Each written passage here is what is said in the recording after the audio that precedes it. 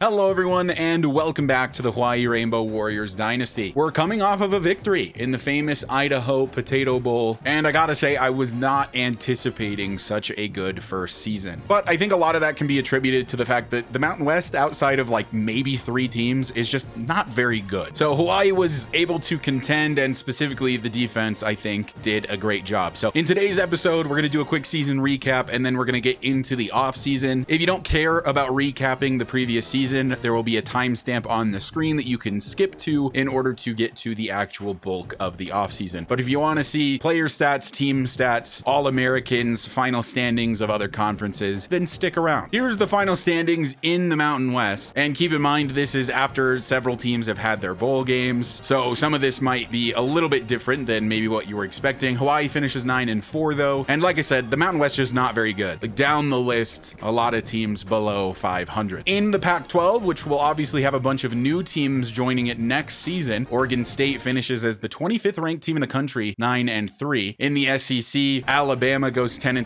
6-2 in conference. Here's the rest of the SEC if you want to see it. Mississippi State at 6-6, Arkansas 5-7. That's actually pretty crazy that the worst team in the SEC was only 5-7 this year. In the Sun Belt, JMU and Southern Mississippi were the top dogs there. Texas State finishes 8-4. A lot of decent teams in the Sun Belt this year. Coastal Carolina, the worst of them, at 2-10. In the ACC, Clemson at 12-1, Duke at 11-2. Of course, Duke did actually win the conference championship over Clemson. Miami finishes 9-3, and here is the rest of the ACC. Stanford, a team that beat us early in the year, goes 0-8 in conference, 3-9 on the season. In the American, Navy finishes 12-1, ranked 14th in the country, 8-0 in the conference. Tulane 8-0 in conference, 11-2 on the season. Rest of the American, Temple is 1-11. In the Big 12, BYU ended up winning the conference, of course, over Iowa State. 4 top 10 teams for the Big 12: BYU, Baylor, Iowa State, and Texas Tech. Arizona State, Colorado, Houston, Kansas, and Kansas State all 7-5. In the Big 10, Penn State is the #1 team in the country right now at 12-1. They also have Oregon, Indiana, Michigan, Ohio State, and USC who finished ranked. And then the worst team here was Wisconsin or Washington. And in the Conference USA, Jacksonville State 9-4 along with Liberty, FIU, Western Kentucky, and Missouri State in their first season, 7-5. And in the Independents, Notre Dame goes 8-4 on the season, and our beloved Yukon Huskies went 7-5. As you probably know, Julian Sayin won the Heisman Trophy this year, and let's see if any Rainbow Warriors managed to get any awards this year. I'm just gonna scroll through these until I see any Rainbow Warriors. Feel free to pause and take a look. Hey, look at that. Best defensive player, Logan Taylor finishes 3rd. Jalen Smith is 5th.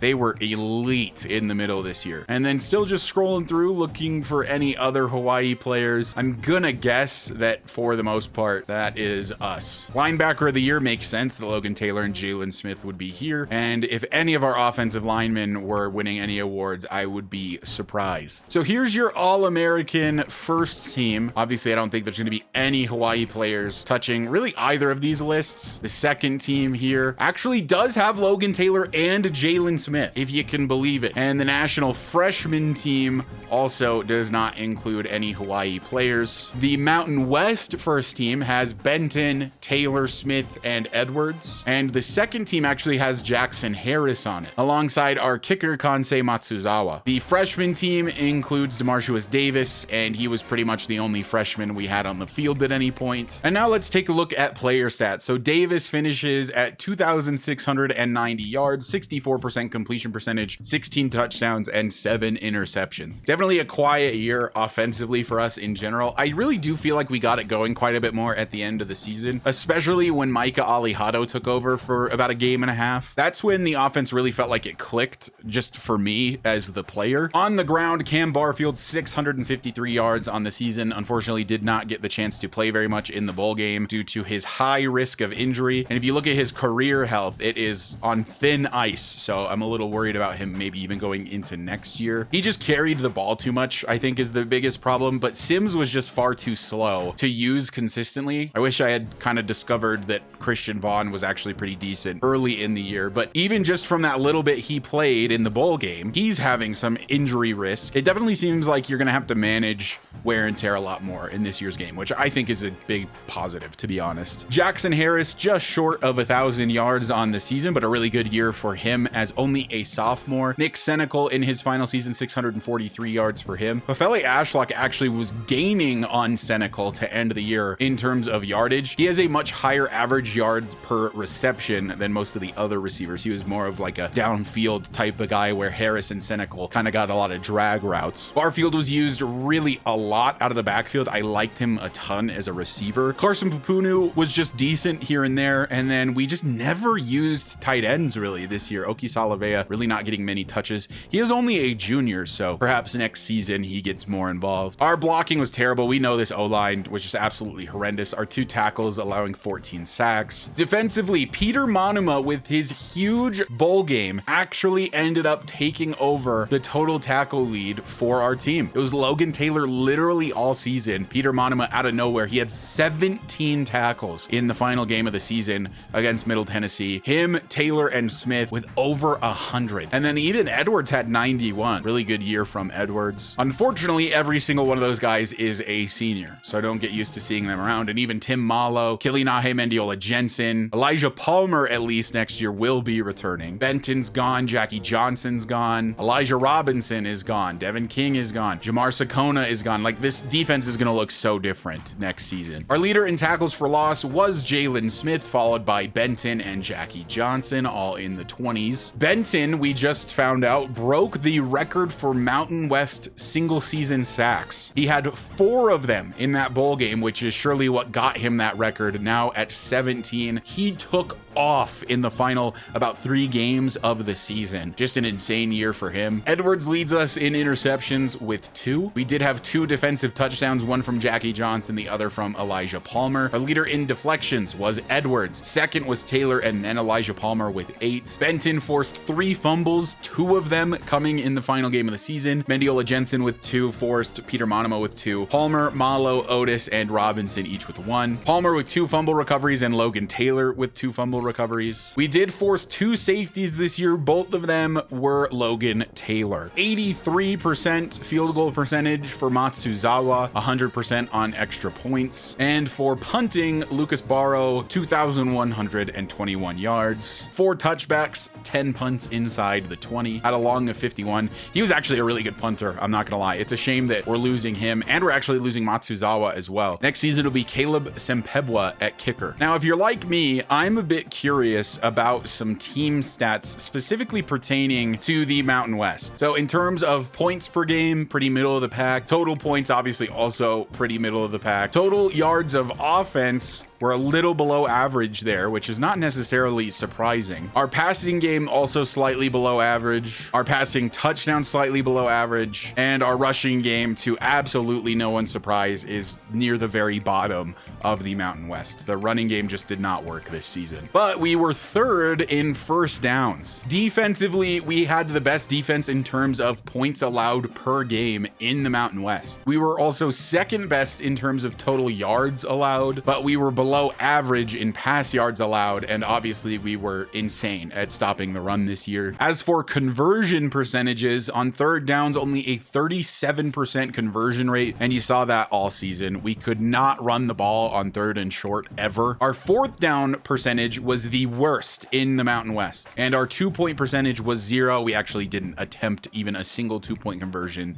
this year. Red zone efficiency, you already knew this was coming. We are dead last in red zone efficiency, and only one of 2 teams to be below 50%. That is absolutely horrible, and something we have to work on next season. Somebody in the comments mentioned maybe bringing in Micah Alejado in the red zone. If he doesn't transfer, I think that's actually a pretty good idea. His ability to scramble is so much better in the red zone than Davis. In terms of turnovers, our differential was exactly 0. Boise State is legit just on a different level in the Mountain West. They lead in like every statistical category, basically. It's insane. And if you're curious if any of our players broke records this season, Technically, Benton did tie for the sacks record, but his name does not show up here. But no other records broken for this season. I did not realize that the passing yards record for a season at Hawaii is 5,549 yards. We're probably not ever breaking that in this series. One last thing I wanted to look at before we move on is just kind of where certain players fell in the Mountain West. So rushing, we obviously know we're not even going to be close. Receiving, we're really not that high up here either, although Jackson Harris is not that far down the board. Defensively, though, is I think where our talents lie. Peter Monema led the Mountain West in tackles. Logan Taylor was second. Jalen Smith was fourth. And Jalen Smith, Dejon Benton led in tackles for loss. And Benton led in sacks by a pretty significant margin. I don't know how a 72 overall player did all this, but he was not this good at the beginning of the year. That's what Johnny McNulty brings to a D-line, baby. So now I think it is officially time to move into the offseason. First thing we'll take a look at before we started advancing is just early National Signing Day. We are in a recruiting battle between us and Army. This must be a new thing. I have not seen this yet, but we're fighting over Joe Presley. I did see, by the way, that one of the DTs we were after, Joey Cockrell, did end up committing to San Jose State, but they have then given up on Cam Bean. So they got one, so they gave up on the other, and that is totally fine. I do like to put these players that we've lost down at the bottom so that we can look at their development trait when it comes around to that, just to see who we missed out on. So far, it's really only 3 players. Warren B, I think, being easily the biggest one. But as a reminder, here are our commits so far. I'll just scroll through the list. Biggest one, of course, being 4-star Shaq Moffitt from Honolulu, and then a number of 3-stars. It's been honestly a really positive recruiting class for Hawaii, though it's not that big just yet. So we might have shot ourselves in the foot a little bit by not going maybe more after some 1-stars just to fill up some roster spots. So we might need to do a little bit more in terms of the offseason, but currently we do have the 4th best recruiting class in the Mountain West. And of course, a significant number of these teams are leaving this offseason. So after another week of simulating, Boise State has upset Ohio State and moves on to the next round to face Oregon. Texas Tech beats Iowa State, Baylor beats Duke, and Indiana beats Alabama. So it's BYU, Indiana, Clemson, Baylor, Penn State, Texas Tech, Oregon, Boise State. Another week has been advanced. Boise State beats Oregon. They're on the Cinderella run. They beat Ohio State and Oregon, 2 of the best college football programs in recent history. Texas Tech upsets the 1-seeded Penn State. Clemson beats Baylor, and BYU gets blown out by Indiana. So it is Boise State versus Texas Tech in the semifinal, and then Clemson versus Indiana. What a weird college football playoffs this has been. The run ends for the Boise State Broncos as Texas Tech blows them out in the semifinal to face Clemson in the national championship. Clemson has to be the favorite by an absolute country mile. Texas Tech has won the national championship in year 1 of the Dynasty, beating Clemson pretty significantly. The Red Raiders with a national championship victory. And look, now there is a history list so you can see all of the recent champions. Pretty cool. Nice additions from EA to add more history to the game this year. Definitely something that was missing in last year's game. Let's go ahead and advance, and we will get on to the off season. So here is a bit of a moment of truth for us. There could be a lot of players departing. There were a number that were transfer risks. So let's take a look. And yeah, there are a lot of players transferring. Oh my God. We have a total of 6 persuasions. Cam Barfield, Elijah Palmer, Jemai Otis are all players trying to leave. Micah Alihado was kind of expected. I had no idea that Barfield wanted out. I did not know that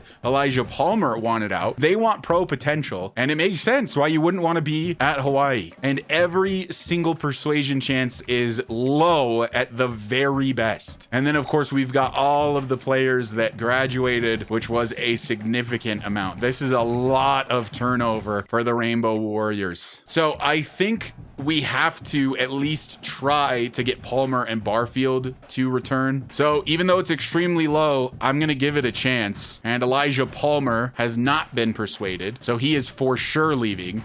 That's depressing. Cam Barfield has not been persuaded, so he is also for sure leaving. These extremely low guys, there's really not a huge point in trying to convince them. I think they're just gone, and I think we just kind of need to move on, and we'll just have to do quite a bit of recruiting during this offseason phase. When it comes to the transfer portal, any other players we can just happen to pick up. Let's see who we can keep around. We only have 4 more. Maybe it's in our best interest to get some of these freshmen. So let's try Sitani Mikaele and see if we can get him to return. He has not been persuaded. We might just genuinely be losing all of these players. We have 3 persuasions left. Let's see if we can get Lau Taimi Manuma to return. I believe that he is the brother possibly of Peter Manuma. I'm going to try to persuade him. He has not been persuaded. I don't know that we're bringing anybody back. We're going to try the tight end Devin Tauefa. He has not been persuaded. We only have 1 chance left, and we will try Dylan Davenport, the right guard, and he has decided to stay. So we got 1 whole player to stay. Everyone else is leaving, including Elijah Palmer,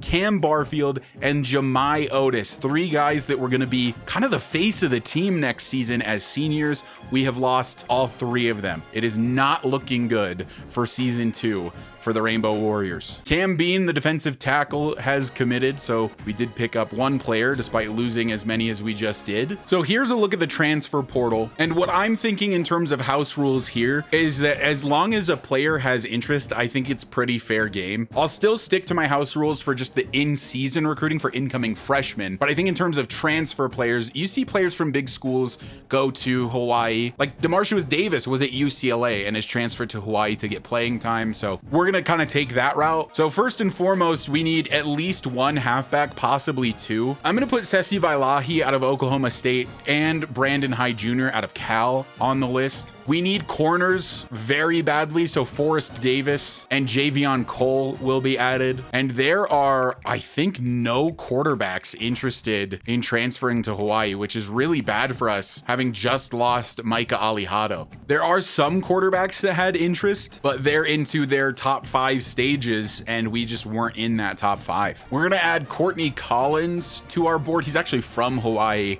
and was playing with Wyoming last season. Guys, you can't make this up. This punter that I've been pursuing all season, that is not that far from committing, that has no other offers, has a pro potential deal breaker now, and our pro potential is of course F. So I'm going to lose my punter in recruiting. So here is where we're at. I have offered a bunch of scholarships to any players we're trying to get to transfer over. We are not super high on influence for a ton of these players, but we just have to do what we can. I did put finger and butts in order with each other because I'm a child and I thought that would be funny, and I was correct. All right, so that took honestly a while. Where I decided to focus was these 3-star transfer players that are really big positions of need. So we truly do not have like a number 1 halfback so far going into next season. Zaire Brissy is an incoming freshman from Honolulu. UCLA has an offer on him. I've scheduled him for a visit and I'm just maxing out points. Vailahi is a potential transfer and Brandon High is a potential transfer. Then there's Javion Cole. We are 3rd on his list currently. And then I put a bunch of points into anybody where the recruiting battle is even remotely close or there's another team pursuing them.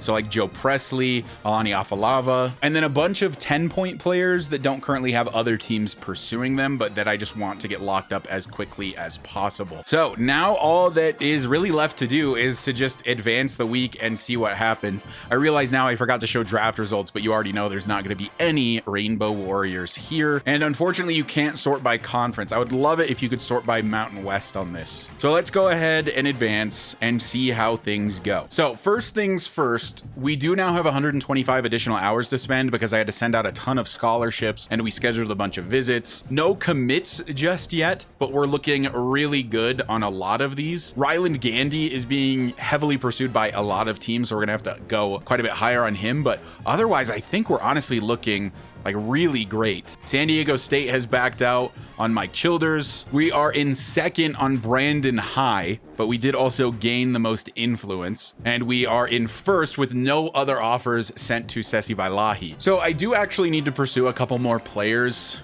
one guard and one corner. So I am going to remove Joey Cockrell and George Mebane from our board. I do really want to see how good Warren B is, but the other two I don't really care that much about. And I honestly just need the open spots so that I can pursue a couple other players. And it is once again time to advance the week. So here's an update on how things are going in the following week. Brandon High, we have taken the lead on. UTEP is still in the mix. As a reminder, UTEP will be joining the Mountain West going into next season. So this is a bit of a rivalry at this point. We are still the only person after Vailahi, and UCLA has fully backed out on Zaire Brissy. And to be honest, we're just looking great up and down the board right now. It does look like we have no shot at Ryland Gandy though. We are sending as much as we can, and Army is just outpacing us pretty significantly. He is from Georgia, so that's pretty far away from home to go all the way to Hawaii. So I'm gonna back out of this one. We'll put those 50 points elsewhere. And once again, not much else to do other than keep advancing now that all the points have been spent. Joe Presley has committed to Hawaii, as has Darren Finger. It is very close for Brandon High between us and UTEP. UTEP has him visiting this week,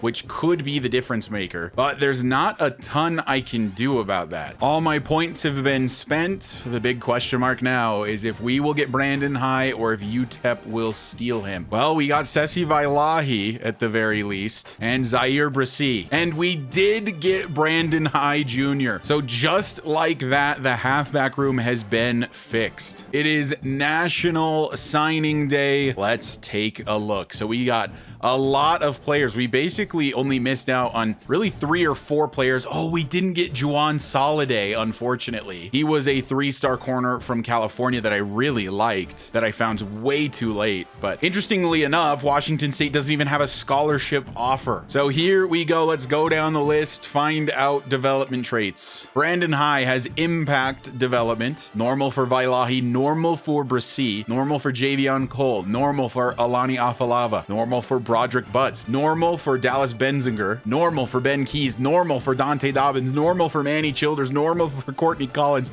impact finally for Randy Warlick, impact for Jeremiah Newell, normal for Avion Jones, normal for Emmanuel Mesa, impact for 1-star QB Jamario Folk, star for punter Leo Ramsey, normal for Jelani McLaughlin, normal for Hayden McClure, normal for Darren Finger, elite for wide receiver Joe Presley. Can you believe that? We have just found a future star on this team. Impact for Cam Bean, normal for Dominic Cooks, normal for Emmanuel Kafka, normal for Tony Cox, normal for LaMichael Burton, star for right tackle London Muhammad. That is a big get. Impact for Glenn Tandy. We got him to commit pretty early on. Impact for the 4-star Shaq Moffitt, normal for Tucker Wint, normal for Philip Idoga, impact for Ty Cole, and impact for Brett Aguilar. So a decent recruiting class, really capped off by 1 elite receiver. Juwan Soliday, just normal for him, so I didn't miss out on too much. Warren B, also normal, so don't feel too bad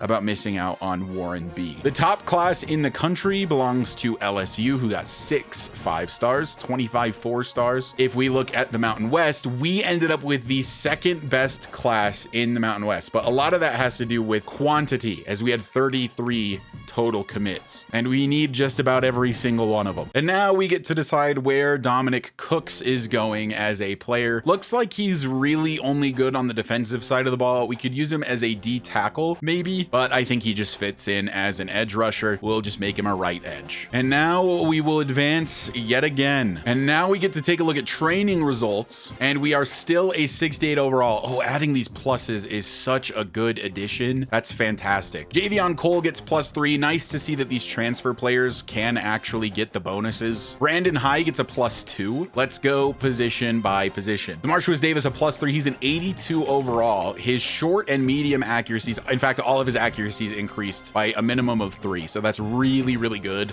for Davis. Going to be a much more accurate quarterback coming into this season. At halfback, of course, you've got Brandon High, who appears to be the halfback 1 for this season, getting a +2 to his overall. Neither of our top 2 halfbacks are particularly fast, but that's okay. At wide receiver, Ashlock stayed at an 83, but did increase his speed by 1. Jackson Harris gets a +3. Brandon White with the +5. Tama Uliada with a +5. I'm thinking that Joe Presley is going to be the wide receiver 3 or 4 as a true freshman. At tight end, Oki Salavea a +3. Larry Booth a +1. I did move Kaysen Gallimore, who is normally a receiver, over to tight end because we're just weak at tight end after losing Devin Tauefa. He gained a +10. Offensive line is a big one. Brisky a +2. We do not have a ton of depth at O-line right now. Marco Togia Johnson with a +1. +3 for Tui Moody at center. +3 for Dylan Davenport at right guard. And then it looks like we currently have no right tackles at all